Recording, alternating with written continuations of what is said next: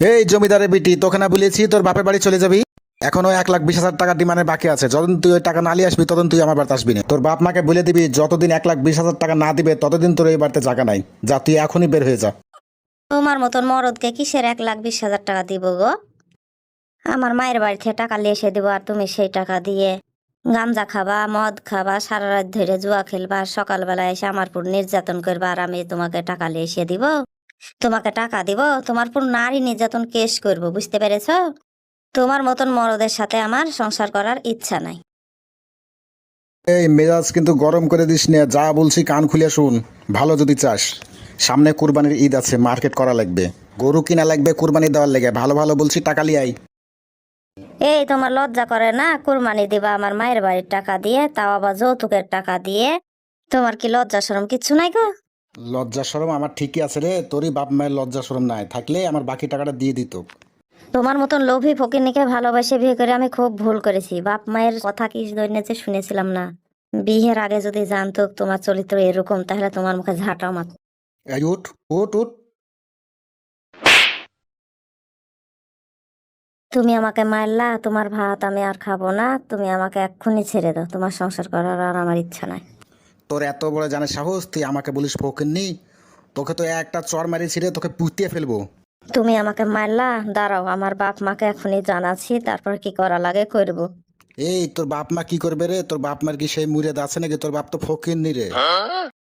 তুমি জবর বড় লোক, তুমি তো একটা জঘন্য লোক। তুমি জঘন্য লোক না হলে 6 মাস ধরে এইভাবে যৌতুকের টাকার লেগে আমার সাথে নির্যাতন করতে না। তুই কিন্তু খুব তর্ক করা শিখে নিয়েছিস। এর আগে তো তর্ক করতুক না, তর্ক তোমার অত্যাচারে শিখে নিয়েছি। তোর খুব সাহস বাড়িয়ে গেছে, মুখে মুখে তর্ক করেই যাচ্ছিস। তুমি আবার আমাকে মারলা, আমি এখনই বাপের বাড়ি চলে যাচ্ছি, তোমার বাড়ি আর থাকবো না। আরে যা যা, তুই এখনই যা, হয় টাকা নিয়ে আসবি না হলে বাপের বাড়িতে পৌঁছবি। না হলে দেখবি ফুচুক করে আর একটা বিয়ে করে নিয়েছি, তখন বুঝবি ঠেলা। তোমাকে ফুচুক করে বিয়ে করা শিখাবো, খালি মায়ের বাড়িতে যেতে দাও। আরে যা যা, যা পারিস করে লিস। যাওয়ার আগে কান খুলে শোন, হয় টাকা নিয়ে আসবি না হলে তোর আমার বাড়ি চিরতরে বন্ধ। কিরে মা, তুই বাইরে কেন, কোথাও যাচ্ছিস নাকি? হ্যাঁ চাচা, আমি চলে যাচ্ছি মায়ের বাড়িতে।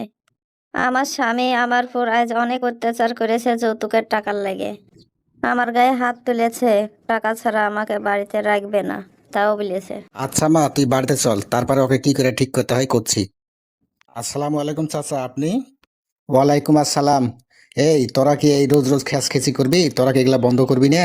তুই যে এই মেয়েটাকে রোজ রোজ অত্যাচার করিস যৌতুকের লেগে, তুই কি যৌতুকের শাস্তি কি জানিস? কান খুলে শুনেলে, যদি বাঁচতে চাস তো আমার কথাগুলা আজ তুই কান খুলে শুনেলে।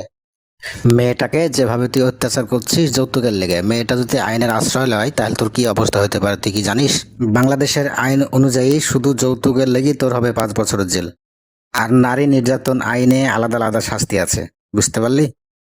তাছাড়া ইসলামে এটা জঘন্য অপরাধ। ইসলামে যৌতুক হারাম এবং মহাপাপ। আল্লাহ তাআলা এটাকে অপছন্দ করে। চাচা, আমার ভুল হয়ে গেছে। আমি না বুঝে অনেক অত্যাচার করেছি তোমার বৌমার উপরে। সে তো রাগ করে চলে গেছে তার বাপের বাড়িতে, তুমি লিয়ে আসার ব্যবস্থা করো চাচা। আমি যাতে দিনই বাইরে আছে, ঘরে লিয়ে যা, আর কোনদিন এরকম করিস না। ভিডিওটি কেমন লেগেছে অবশ্যই কমেন্ট করে জানাবেন এবং আমাদের চ্যানেলটি সাবস্ক্রাইব করে দিবেন। ধন্যবাদ সাথে থাকার জন্য।